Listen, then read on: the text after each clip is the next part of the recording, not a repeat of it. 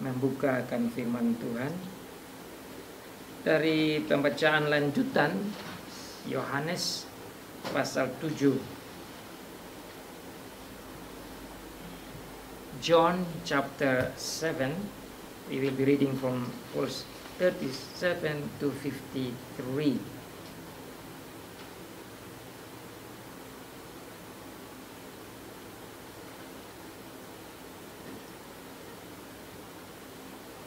Yohanes pasal yang ke-7 ayat 37 sampai ayat yang terakhir. Demikian bunyi firman Tuhan.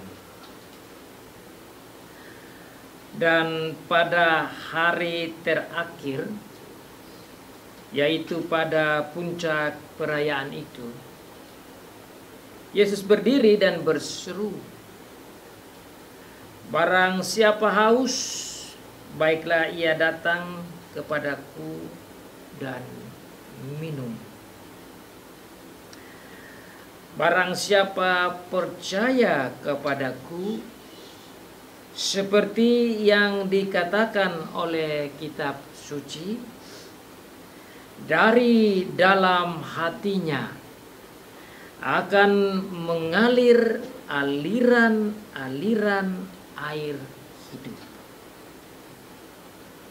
Yang dimaksudkannya ialah roh yang akan diterima oleh mereka yang percaya kepadanya.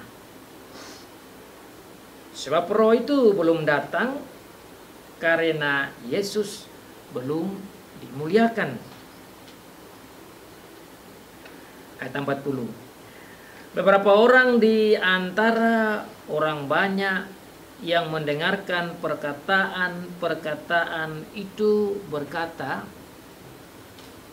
"Dia ini benar-benar nabi yang akan datang."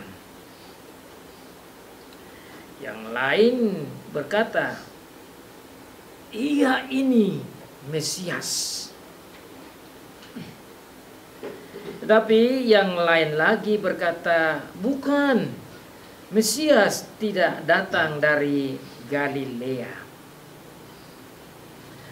Karena kitab suci mengatakan bahwa Mesias berasal dari keturunan Daud dan dari kampung Bethlehem, tempat Daud dahulu tinggal. Maka timbullah pertentangan di antara orang banyak karena dia. Beberapa orang di antara mereka mau menangkap dia, tetapi tidak ada seorang pun yang berani menyentuhnya. Maka penjaga-penjaga itu pergi kepada imam-imam kepala dan orang-orang Farisi dan berkata kepada mereka, "Mengapa kamu tidak membawanya?" Jawab penjaga-penjaga itu kepada mereka. Jawab penjaga-penjaga itu, "Belum pernah seorang manusia berkata seperti orang itu." Jawab orang-orang Farisi itu kepada mereka, "Adakah kamu juga disesatkan? Adakah seorang di antara pemimpin-pemimpin yang percaya kepadanya? Atau ada seorang di antara orang-orang Farisi?" Tetapi orang banyak ini yang tidak mengenal hukum Taurat terkutuklah mereka. Nikodemus, seorang dari mereka yang dahulu telah datang kepadanya, berkata kepada mereka, "Apakah hukum Taurat kita menghukum seseorang sebelum ia didengar dan sebelum orang mengetahui apa yang telah dibuatnya?" Jawab mereka, apakah engkau juga seorang Galilea? Selidikilah kitab suci dan engkau akan tahu bahwa tidak ada nabi yang datang dari Galilea. Demikianlah jauh pembacaan firman Tuhan. Diberkati bagi setiap anak Tuhan yang membaca, yang mendengar, dan yang melakukan firman Tuhan. So far the reading of the Word of God. Blessed is he who reads and those who listen and obey the Word of God.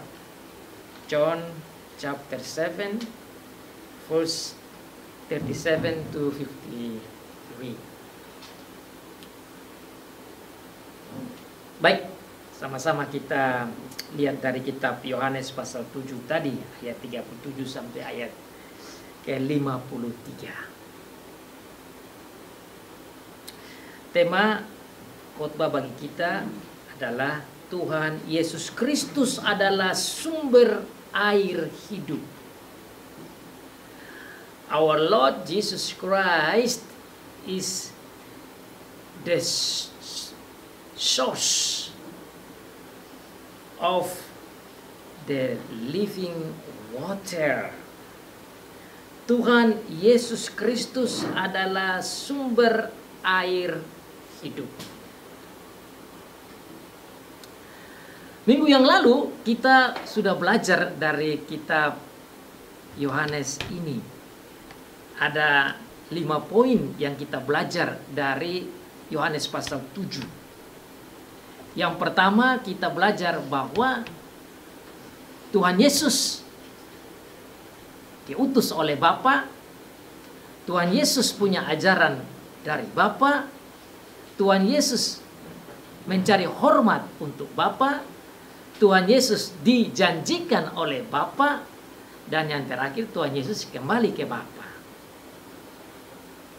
Sekali lagi 5 poin itu saya ringkaskan lagi untuk kita ingat pengajaran firman Tuhan dari Yohanes pasal 7 minggu yang lalu.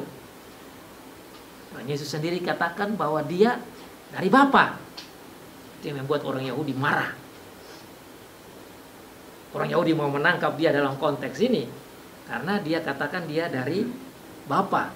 Dia mau katakan bahwa dia Allah. Mereka tidak mau itu. Kemudian Tuhan Yesus bilang, ajaranku dari Bapa.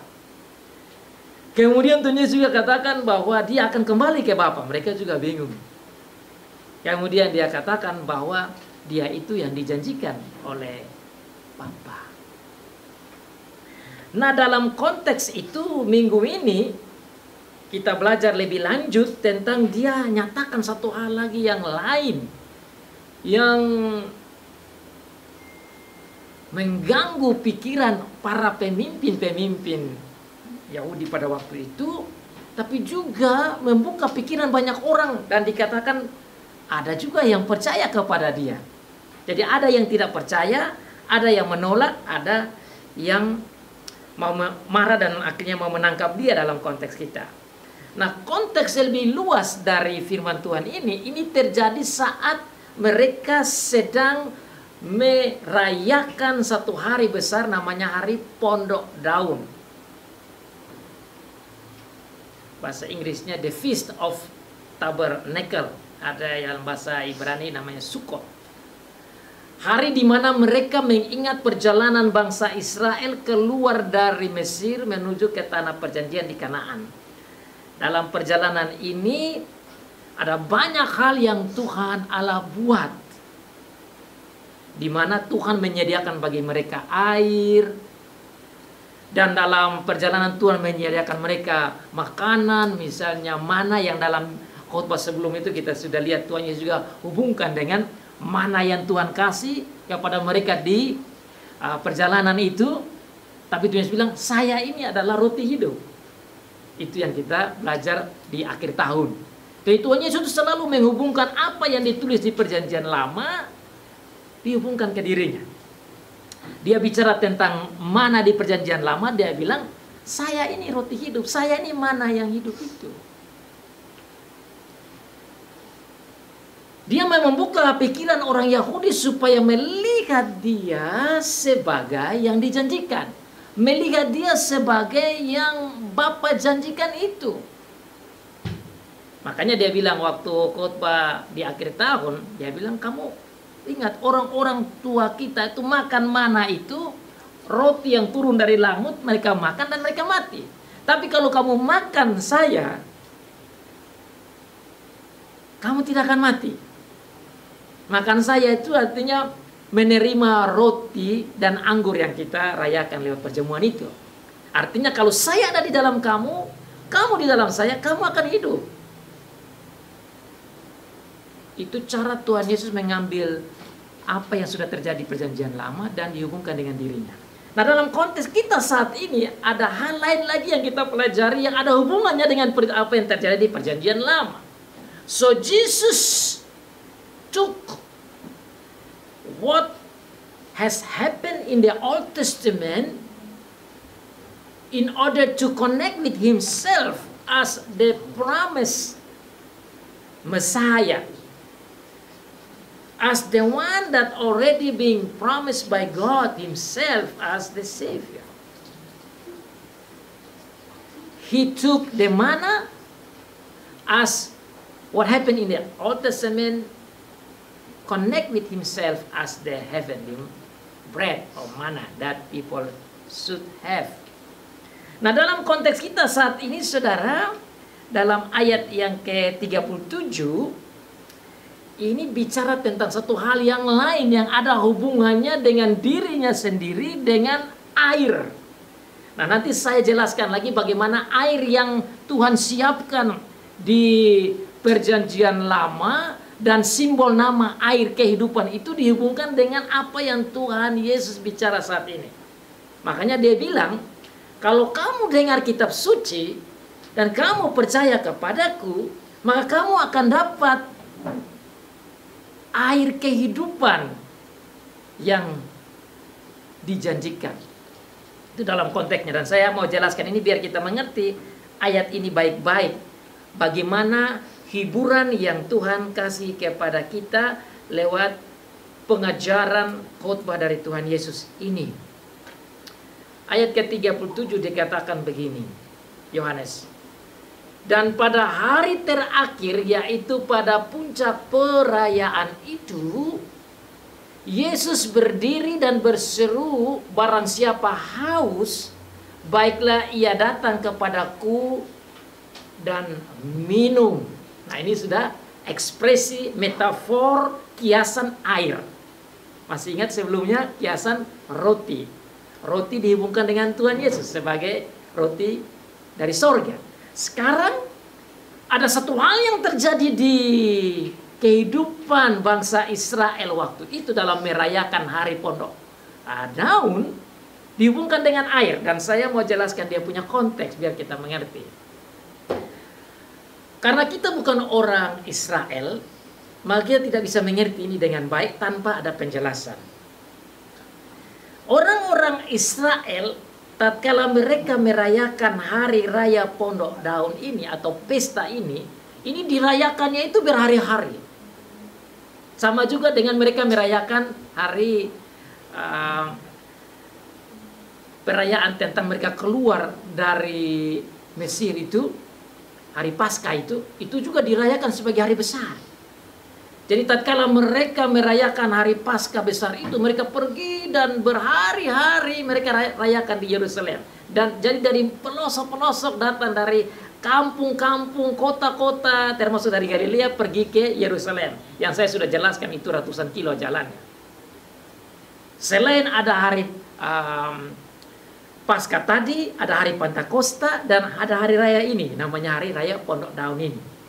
Nah, hari raya Pondok Daun ini dirayakan juga sekitar 7-8 hari. Jadi mereka tentu ke sana itu bawa bekal ya. Tidak bisa mereka jalan saja kosong karena berhari-hari di sana. Dan saya sudah jelaskan tatkala mereka berjalan misalnya dari Galilea atau dari tempat-tempat lain ke Yerusalem, itu pasti jalannya berbondong-bondong.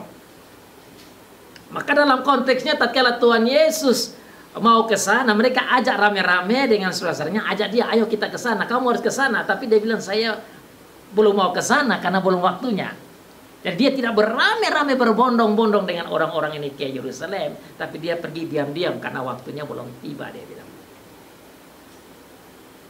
Nah, tatkala mereka pergi ke sana dalam konteks itu, tentu bawa bekal karena sekitar 7-8 hari, maka itu akan banyak orang hadir di sana, dan dikatakan di sana itu setiap hari itu mereka merayakan hari raya Pondok Daun ini dan bersuka cita bersama-sama mengingat akan bagaimana Tuhan Allah membawa orang-orang Israel itu keluar dari Mesir, dari tangan Firaun menuju ke tanah perjanjian.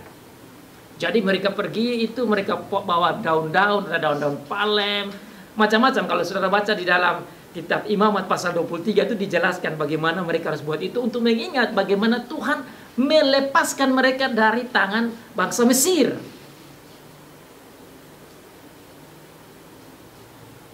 Kalau saudara baca dalam Mazmur 118, bahkan dari Mazmur 113 sampai 118, itu dijelaskan tentang bagaimana sejarah Tuhan Allah membawa bangsa Tuhan itu keluar dari Mesir. Dan tatkala mereka merayakan seperti begini, Mazmur-Mazmur ini dibacakan. Setiap hari mereka recite, mereka ungkapkan, mereka hafalkan Mazmur-Mazmur yang kita biasa baca di dalam Mazmur kita itu. Nah, sekali lagi kita bukan orang Israel sehingga kita tidak bisa membayangkan bagaimana cara mereka merayakan itu. Tapi ada baik untuk kita bayangkan sedikit bagaimana mereka merayakan hari raya Pondok Daun itu. Jadi tatkala hari raya ini mereka pergi rame-rame dan imam mulai memimpin acara itu, mereka di dalam bait Allah itu mulai membaca Mazmur yang berhubungan dengan pekerjaan Tuhan dalam membawa mereka keluar dari tanah Mesir itu. Saudara mungkin ingat dalam Mazmur 118 itu yang kita sudah baca. Dan selalu diungkapkan oleh hamba Tuhan, pemimpin-pemimpin Yahudi, kemudian disambut dengan bahwasannya kasih setianya untuk selama-lamanya. Bahwasannya kasih setianya untuk selama-lamanya. Itu adalah ungkapan terima kasih kepada Tuhan yang begitu setia kepada bangsa Tuhan. Jadi saudara, kita bayangkan di bait Allah itu terjadi sukacita yang luar biasa, bacaan Mazmur beramai-ramai. Nah, sambil mereka bersukacita, imam berjalan dari bait Allah menuju ke satu kolam, yaitu namanya kolam Siloam. Nah, di kolam itu diambil air dengan cup itu, diambil atau piala diambil, dibawa ke bait Allah. Ada di satu gate, ada satu pintu khusus di mana nanti dia masuk dari situ dan dia datang, dia menumpahkan air itu dari kolam Siloam itu, ditumpahkan ke situ dan semua umat melihat bagaimana Tuhan memberikan air kepada bangsa Tuhan. Ini adalah lukisan yang dibuat oleh bangsa Israel yang sudah ada di Israel, mengingat bagaimana Tuhan siap air bagi mereka di perjalanan dari Mesir itu ke Kanaan. Selain daripada air itu juga ada anggur di situ untuk mengingat tentang kasih Tuhan, kasih mereka minuman dan tentu juga makanan. Jadi saya mau kasih ini gambaran dulu supaya kita mengerti kenapa Tuhan omong di sini. Harus kita melihat konteks bangsa Israel waktu itu. Jadi hari pertama datang bahwa air ditumpahkan, mereka lihat, mereka baca firman Tuhan Mazmur 113 sampai 118. Besok lagi rayakan rame-rame, imam buat yang sama lagi. Nah, mereka sudah ingat, oh ya Tuhan dulu jaga kita begini, Tuhan kasih air. Jadi air yang ditumpahkan itu mengingat. Nah, hari terakhir di dalam ayat 37, kita lihat di teks sekarang. Pada hari terakhir, yaitu pada puncak perayaan, yaitu setelah itu kan air tidak ditumpahkan lagi. Yang imam harus bawa dari kolam Siloam itu kan sudah selesai. Hari terakhir. Berarti air sudah tidak ada lagi. Nah, karena air sudah tidak ada ini, perayaan sudah hari terakhir, Tuhan Yesus berdiri. Dan luar biasa, kalau dalam bahasa Indonesia dia bilang dia berdiri dan berseru. Dalam bahasa Inggris dia bilang cry out. Dalam bahasa asing dia bilang dia berteriak. Jadi dia khotbah dengan suara yang lantang. Nah, saudara harus lihat bahwa waktu dia berdiri di begini banyak orang dengan suara yang lantang yang mengerti bahwa hari terakhir ini air sudah tidak ada lagi. Dan dia bilang apa? Yang haus datang kepadaku dan minum. Saya harap dengan gambaran kecil saya saudara bisa mengerti. Dia datang, dia omong tentang ini untuk kasih tahu kepada bangsa Israel. You should not see this water, but look at me, I am the living water. Luar biasa ya. Sama seperti sebelumnya dia bilang apa? You should look at me. Don't look at the manna that gone, but look at me, I am the living bread. Jadi sebenarnya bangsa Tuhan, bangsa Israel waktu itu, waktu zaman Tuhan Yesus itu, harusnya mereka itu bersuka cita, mereka dengar langsung Tuhan Yesus punya kata-kata, dan mereka harusnya jauh lebih mengerti dari kita. Mereka harusnya jauh lebih terhibur dari kita. Mereka harusnya jauh lebih dalam memahami apa yang Tuhan Yesus katakan dari kita. Karena kita tidak alami bagaimana jalan keluar dari Mesir ke Israel, ke Kanaan. Kita tidak tahu itu karena memang kita hanya ikut secara spiritual saja. Kita baca Alkitab, oh mereka keluar dari Mesir ke tanah Kanaan. Tapi mereka ini setiap saat itu disampaikan ulang-ulang, dan memang turunan dari mereka itu yang alami itu secara daging. Kan kita kan bukan bangsa Israel, bangsa Israel itu mereka.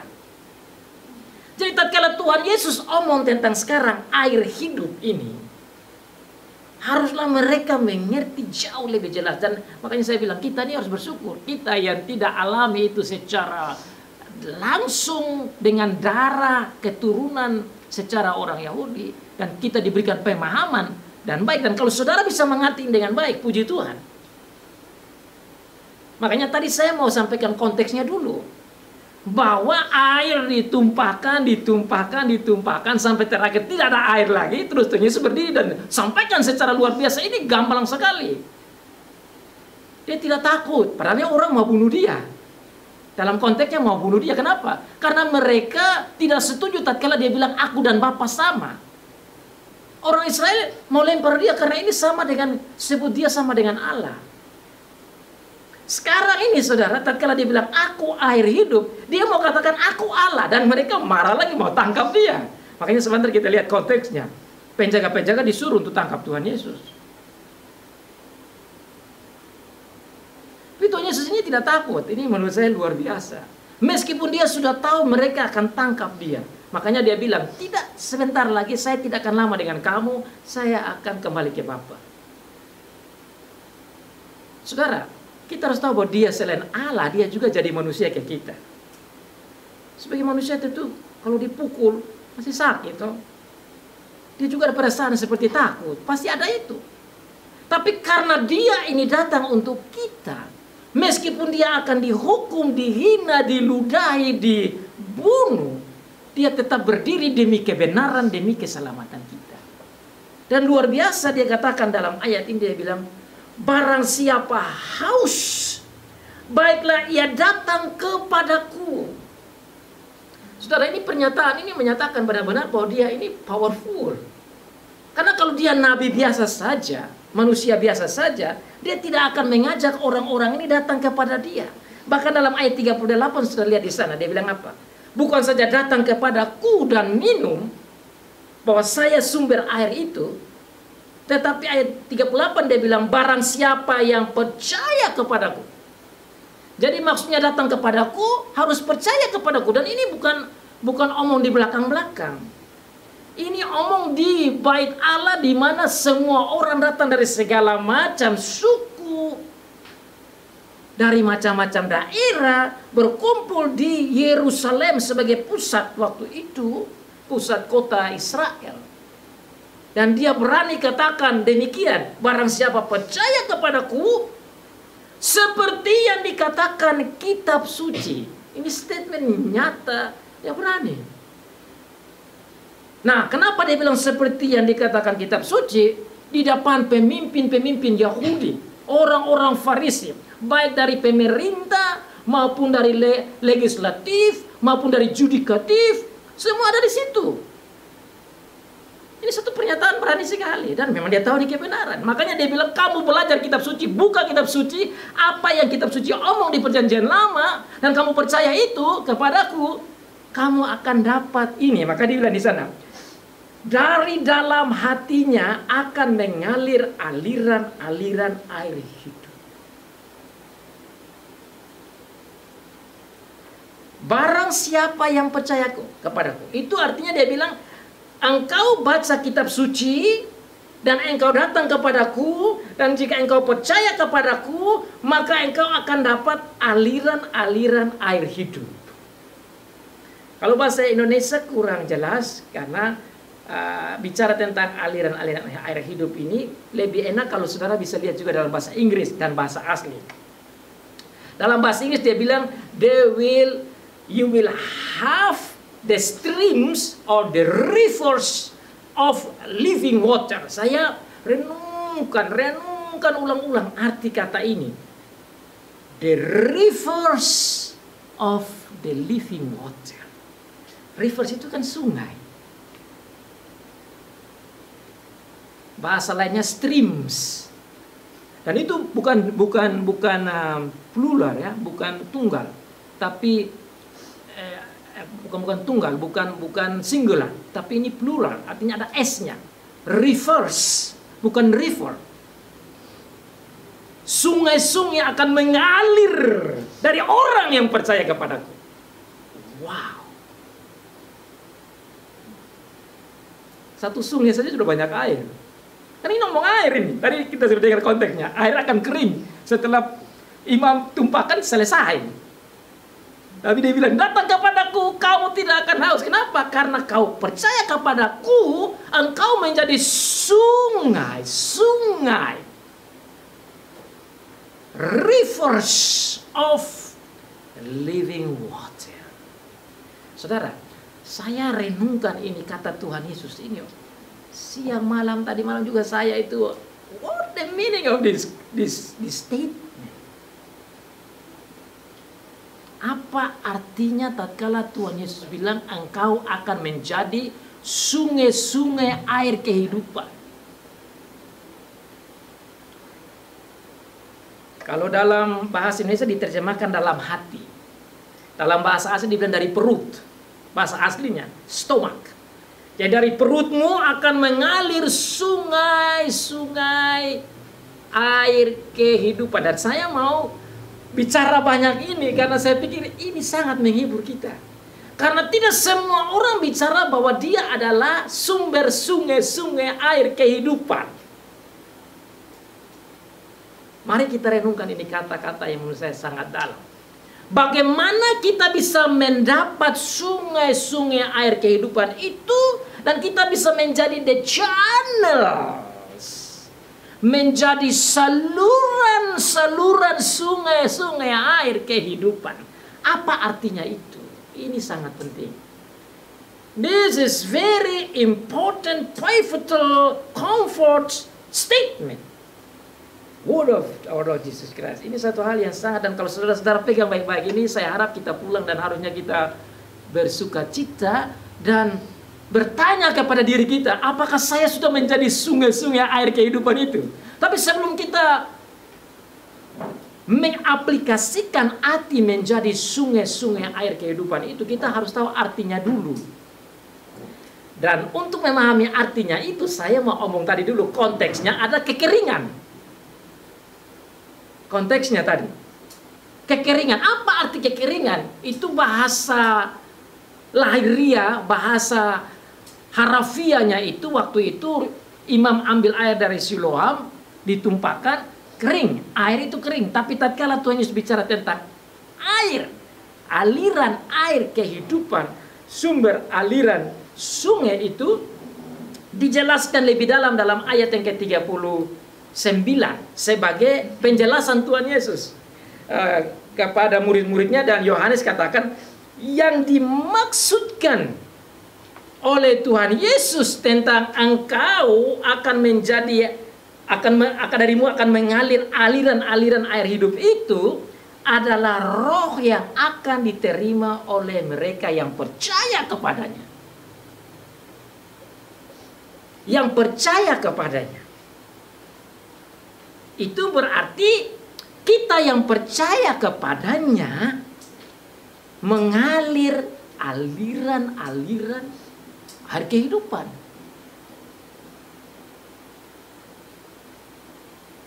Satu Korintus pasal yang ketiga ayat yang ke-16 berkata, you are the temple of the Holy Spirit.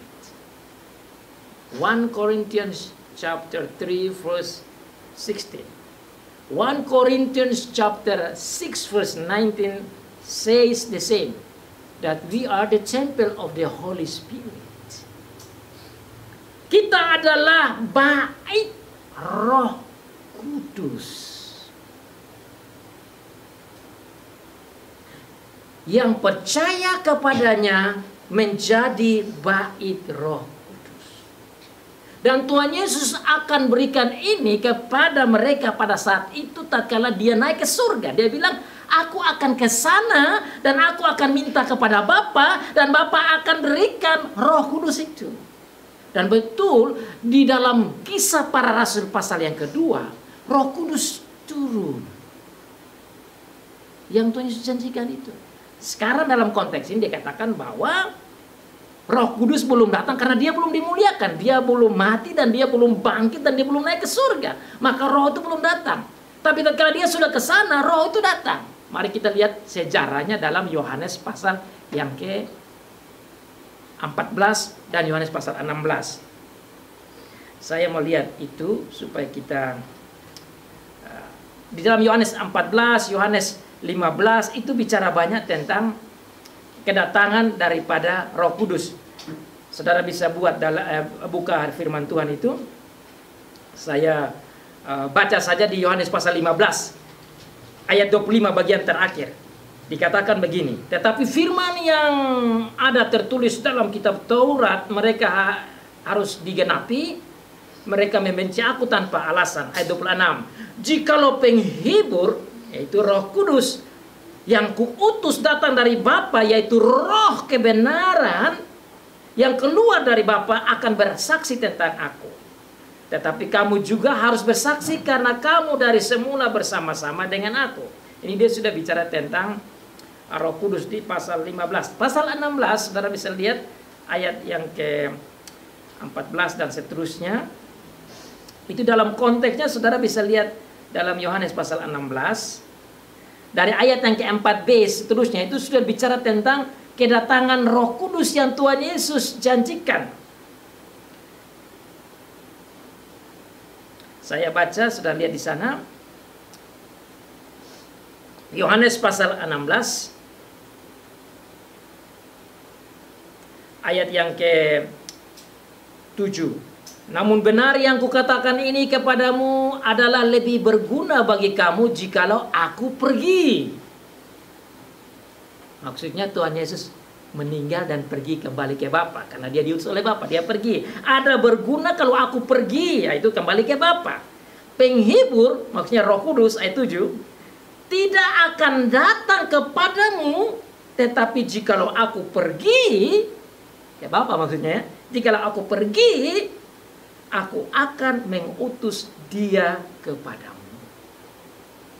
Itu ayat yang ke-7. Ayat 8. Dan kalau ia datang, ia akan menginsafkan dunia akan dosa, kebenaran, dan penghakiman. Ayat 9. Dosa karena mereka tetap tidak percaya kepadaku. Kebenaran karena aku pergi kepada Bapa dan kamu tidak melihat aku. Penghakiman karena penguasa dunia ini telah dihukum. Masih banyak hal yang harus kukatakan kepadamu, tetapi sekarang kamu belum dapat menanggungnya. Ayat 13. Tetapi apabila ia datang, maksudnya yaitu roh kebenaran, ia akan memimpin kamu ke dalam seluruh kebenaran. Jadi kita tuh hanya bisa hidup benar kalau Roh Kudus menolong kita dengan firman Tuhan. Dia akan memimpin kamu ke dalam seluruh kebenaran, sebab ia tidak dapat berkata-kata dari dirinya sendiri, tetapi segala sesuatu yang didengarnya itulah yang akan dikatakannya, dan ia akan memberitahukan kepadamu hal-hal yang akan datang. Ayat 14. Ia akan memuliakan aku. Bayangkan, Roh Kudus memuliakan dia. Itu Yesus itu Allah, udah jelas. Dia akan memuliakan aku, sebab ia akan memberitakan kepadamu apa yang diterimanya daripadaku. Ayat 15. Segala sesuatu yang Bapa punya, aku punya. Sebab aku berkata, kata Tuhan Yesus, sebab itu aku berkata, ia akan memberitahukan kepadamu apa yang diterimanya daripadaku. Ayat ini sudah jelas, dia dengan Bapa sama. Bapa punya, dia punya. Makanya orang Yahudi mau lempar dia itu. Karena dia katakan dia seperti Bapa, seperti Allah. Tapi di sini, konteks ini saya mau jelaskan kepada saudara-saudara tentang bagaimana kata-kata Tuhan Yesus dalam Yohanes pasal 7 ini menjelaskan tentang rencana dari Tuhan Yesus untuk mengutus Roh Kudus kepada orang yang percaya, yaitu saudara dan saya. Nah, jadi tatkala Roh Kudus itu dicurahkan kepada kita, kepada orang percaya, kita menjadi the rivers of a living water. Saya harap saudara sudah paham. Kering, jadi basah dengan air seperti sungai-sungai. Air sungai-sungai itu adalah Roh Kudus. Saudara yang percaya punya Roh Kudus. Roh Kudus yang ada di dalam kita inilah yang membuat kita menjadi sungai-sungai air kehidupan. Sekarang pertanyaan lanjut lebih dalam, kita mau tanya lagi, bagaimana kita menjadi the rivers of the living water? Bagaimana kita menjadi sumber air kehidupan, sungai-sungai air kehidupan? Jawabannya itu ada di dalam Galatia pasal 5. Galatia pasal 5 ayat yang ke-22 dan ayat yang ke-23 itu berbicara tentang bagaimana kita menjadi the rivers of living water. Kita menjadi saluran kebenaran. Kita menjadi saluran cinta kasih. Kita menjadi saluran sukacita. Kita menjadi saluran kebaikan, kesabaran, dan semua buah-buah roh itu adalah bagian dari aliran-aliran air kehidupan yang menghidupkan. Karena hanya kebenaran yang bisa membuat kita hidup. Karena kasih saja yang membuat kita hidup. Kenapa saya bilang begitu, saudara? Kalau hidup kita tanpa kasih, maka yang ada adalah kebencian. Kalau kita hidup dengan kebencian, maka akhirnya kematian. Karena kata kebencian itu sama dengan pembunuhan.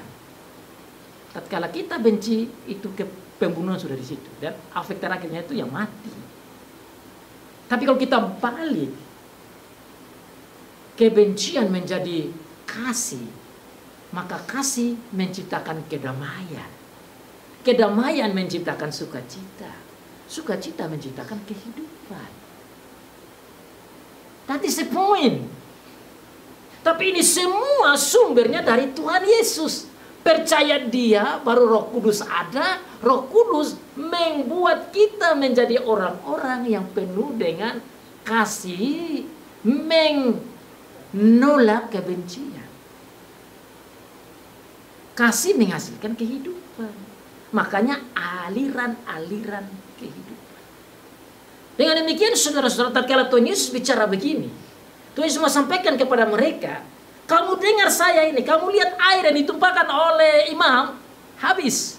Tapi kalau kamu percaya kepada saya akan kasih kamu Roh Kudus, dan Roh Kudus akan membuat kamu orang-orang yang powerful human being, living people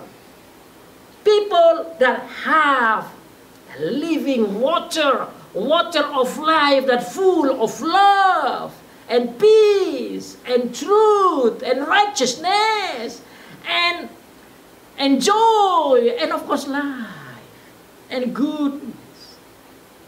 Jadi saudara, tatkala saya renungkan ini, saya berterima kasih kepada Tuhan. Siapa ini saya? Who am I? Siapa kita? Alkitab katakan bahwa kita manusia cenderung untuk buat kejahatan. Sejak Adam dan Hawa jatuh dalam dosa, Kejadian pasal 6 katakan, ayat 6 mulai katakan bahwa manusia cenderung dari kecil itu buat dosa. Kejadian pasal 8 ayat yang ke-21, tatkala Nuh keluar dari Bahtera dan mempersembahkan persembahan kepada Tuhan, Tuhan katakan, saya tidak akan menghukum dunia seperti ini lagi, karena saya tahu bahwa manusia sejak kecilnya itu keinginannya hanya kejahatan. Mazmur 151 ayat 5 sampai 7 juga katakan, bahkan masih dalam kandungan ibu 1 hari saja lahir dalam dosa. Roma pasal 3 katakan bahwa semua manusia adalah pembohong, orang berdosa. Maka kita tidak bisa selamat dengan kemampuan kita. Tidak bisa, karena kecenderungan kita itu setiap hari kita bergumul dan dosa dari diri kita, dosa datang dari iblis, dosa dari dunia luar, membuat kita jatuh. Itu problemnya. Maka Tuhan menjanjikan Mesias itu ada maksud. Maka kita sebenarnya hidup dalam kekeringan spiritual. Spiritual dryness. That's why you see the water dry. And Jesus said, you know what? You in your dry, your drought, kekeringanmu, you need me. Come to me. When you come to me and you drink from me, you get not only living water, but you become the rivers of living water. Wow. You must say, wow. Wow. Kalau kita hari ada galon-galon ini ya, haus kan, minum galon habis isi lagi, habis. Tapi saudara bayangkan kalau galon itu bukan diisi dari tempat galon, tapi galon itu seperti sungai, dan bukan satu sungai saja, tapi sungai mengalir, ya selamanya. Saudara dan saya bukan menjadi gelas air, tapi menjadi sungai-sungai air kehidupan. Itu berarti kita tidak pernah kering. Dan ini bicara spiritual life. You will never dry anymore. When you are with me, when you eat me, when you drink from me, when you get the Holy Spirit will guide you. The Holy Spirit will help you. And because He is the source of the living water, you will also become the rivers of living water. And I would say, wow. Isn't it? Wow. Can you say that? Wow. Bisa bilang itu? Wow. Kalau Tuhan bilang, kalau zaman itu ada galon, Tuhan Yesus bilang, kamu akan menjadi galon-galon air hidup. Ya, saya pikir itu habis itu galon. Tapi kalau dia bilang sungai-sungai, air kehidupan, itu memang wow sekali. Satu sungai saja air banyak. Apalagi kalau sungai-sungai, dan ini tidak dibilang 2 sungai, bisa jadi lebih dari 2 sungai. Kenapa? Karena sang sumber sungai itu adalah Tuhan sendiri. Karena Tuhan tinggal di dalam kita. We are the temple of God. Then we become the rivers. Itu wow, saudara, wow. Jadi tatkala Tuhan bilang sungai-sungai air kehidupan, itu ada teks Alkitabnya. Yeremia pasal 17 ayat yang ke-13. Saya melihat ini teks bersama untuk kita lihat bagaimana dikatakan di Perjanjian Lama. Yeremia pasal 17, Jeremiah 17 verse 13. Can you read with me? Mari kita baca bersama-sama. Jeremiah chapter 17. Yeremia pasal 17 ayat yang ke-13. Sudah siap? Saya baca juga. 1, 2, 3. Ya pengharapan Israel, Tuhan, semua orang yang meninggalkan engkau akan menjadi malu. Orang-orang yang menyimpang daripadamu akan dilenyapkan di negeri ini. Sebab mereka telah meninggalkan sumber air hidup, yaitu Tuhan. Ekspresi yang sama, ungkapan yang sama, kata-kata yang sama yang Tuhan Yesus pakai di sini. Sumber air hidup, yaitu Tuhan. Tuhan dengan huruf besar. Tuhan besar, itu adalah ungkapan nama Tuhan, yaitu Yahweh, Allah perjanjian. Maka tatkala Tuhan Yesus bilang apa? Kalau kamu percaya kepadaku, kamu minum daripadaku, engkau akan dapat Roh Kudus. Maka dia bilang, I am God. Itu jelas di sini. Ini clear, saudara. Ini bukan ini sudah ditulis ribuan tahun yang lalu, saudara. Ini bukan hal-hal yang tiba-tiba dibuat oleh manusia.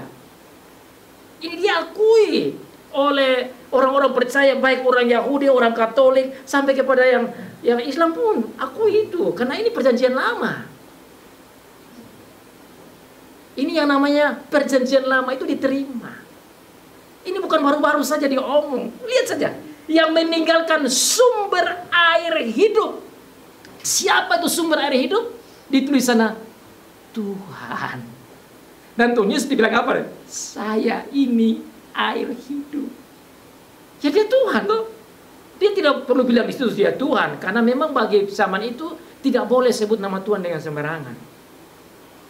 Tidak boleh. Kalau dia buat sembarangan, mereka langsung lempar, dibunuh, dirajam. Memang waktu itu begitu. Tapi dengan ungkapan begini, bagi mereka yang ada pada situ, mereka sudah mengerti bahwa ini orang mau bilang dia Tuhan ini. Makanya dimarah. Makanya ada yang bilang, ini dia Christ kan? Apakah ini dia yang dijanjikan kah? Apa ini dia? Ada yang bilang, ini dia Nabi sudah ini. Maka terjadi pemikiran mereka, karena mereka hubungkan dengan apa yang disebutkan di Perjanjian Lama. Nah, saudara, bagi kita ini sudah harus bersyukur. Karena kita melihat Tuhan Yesus dengan jelas. Tapi yang perlu kita bersyukur lebih lagi, dia itu bukan saja juru selamat. Dia bukan saja adalah Tuhan, tapi dia bilang dia adalah the source of the living water. Ini yang menurut saya hal baru. Kenapa? Karena tidak semua orang renungkan ini. Kalau dia sumber air hidup dan dia tinggal dalam kita, dan dia bilang akan mengalir aliran air sumber air hidup itu, berarti pertama, air itu ada dalam kita, sumber ada dalam kita, dan kita juga menjadi the channels of the living water. Luar biasa kan? Nah, kalau saudara punya dia, percaya kepada dia, dan Roh Kudus yang adalah sumber air hidup itu ada dalam kita, maka kita tentu menjadi channel of the living water. Alkitab juga jelaskan bahwa lewat Roh Kudus kita dapat banyak karunia. Tadi itu saya baru sebut dalam Galatia pasal 5 toh. Tapi saudara bisa lihat lagi di dalam 1 Korintus pasal 12. Itu ada banyak karunia-karunia yang Tuhan kasih lewat pekerjaan Roh Kudus.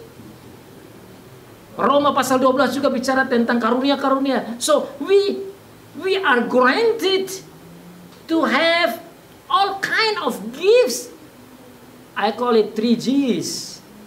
God given gifts. Itulah indahnya kita mengikuti Tuhan, saudara-saudara. Indah sekali. Dapat banyak karunia, dapat aliran-aliran air kehidupan lagi, dan bukan saja dapat diberikan, tetapi menjadi saluran itu.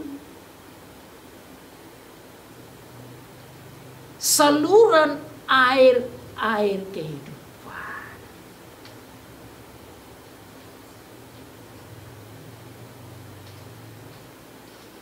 Saudara, karena saudara dan saya adalah the source of the living water from the main source, which is Jesus and Holy Spirit and Father, you are called to share,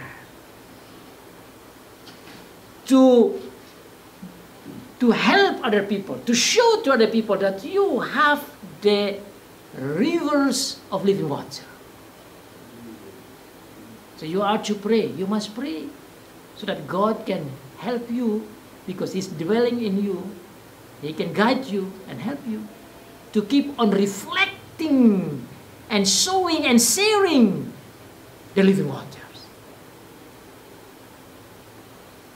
Hal yang simpel saja dan saya selalu bicara, yaitu kalau kita adalah sumber aliran air kehidupan, sumber seperti sungai-sungai, yang simpel saja. Kita kasih senyum surgawi. That's very simple. You give the heavenly smiles. Orang, wah orang ini kok gimana ya? Have heavenly smiles. Oh, karena kita punya sumber aliran itu smile. Kita tertawa secara surgawi. Kita berikan senyum secara surgawi. Kita kasih kata-kata kita secara surgawi. Kita berkomunikasi secara surgawi. Kita action secara surgawi. Kita kerja secara surgawi. Kita hidup secara surgawi. Kita berrelasi secara surgawi. Itu menunjukkan bagaimana aliran sungai itu mengalir lewat hidup kita. Dan kita hanya bisa karena Tuhan. Dan kita bersyukur Tuhan mau tinggal dalam kita. Itu caranya kita percaya Tuhan. Kalau tidak, what's the point of believing in God? You believe in God but you don't show the heavenly life. Bilang percaya Tuhan tapi hidup seperti orang neraka, berarti ada masalah.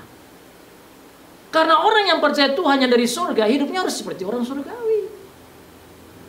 Nah, kalau orang yang punya hidup surgawi, senyumnya harus senyum surgawi. Dan saya selalu bilang, kalau yang punya senyum surgawi dan punya hidup surgawi itu saudara-saudara, meskipun dia umur 71 tahun, kalau dia wanita, wajahnya bagaikan umur 17 tahun.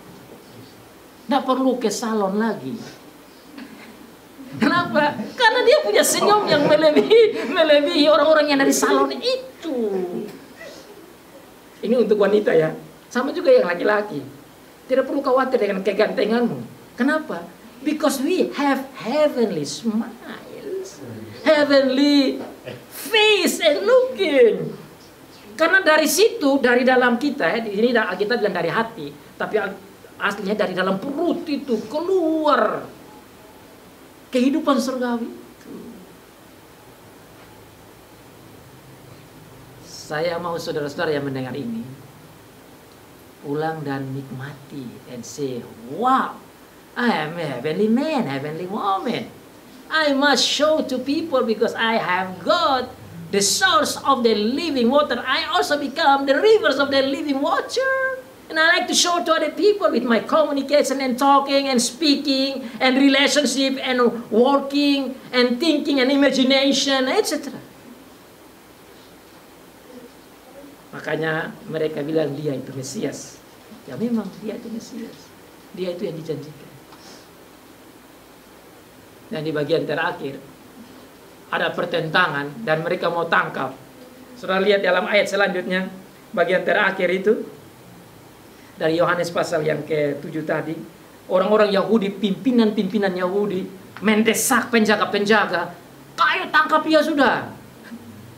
Karena dia itu sudah menghujat dan menyesatkan rakyat. Dia sudah lawan kita punya hari Sabat dan lain sebagainya. Tapi penjaga-penjaga bilang, "Kami tidak berani tangkap karena ini orang punya kata-kata wow." Mereka tidak berani tangkap Tuhan Yesus selain daripada waktunya belum genap. Maka orang-orang Yahudi melihat siapa yang sudah disesatkan, ditanya lagi, termasuk para pimpinan-pimpinan di situ. Maka kita lihat situ ternyata di dalam pimpinan mereka yang namanya Sanhedrin, yang terdiri dari orang-orang Lewi, imam-imam kepala dan imam-imam biasa. Di dalam rapat mereka Sanhedrin itu ada satu orang namanya Nikodemus. Dan Nikodemus tentu sudah tahu, dalam Yohanes pasal 3 sudah bicara tentang itu. Dia datang malam-malam ketemu Tuhan Yesus. Tuhan Yesus omong tentang Roh Kudus. Jadi Nikodemus mengerti. Bahkan dalam pasal terakhir dikatakan bahwa Nikodemus juga yang pergi kasih bawa wangi-wangi untuk jasad Tuhan Yesus. Jadi Tuhan Yesus memenangkan dalam pemberitaan Injil, Tuhan Yesus memenangkan Nikodemus. Maka dalam konteks di sini dikatakan bahwa tatkala orang-orang pimpinan Yahudi dikatakan, "Sampai kamu sudah terpengaruh dengan kata-kata si Yesus ini?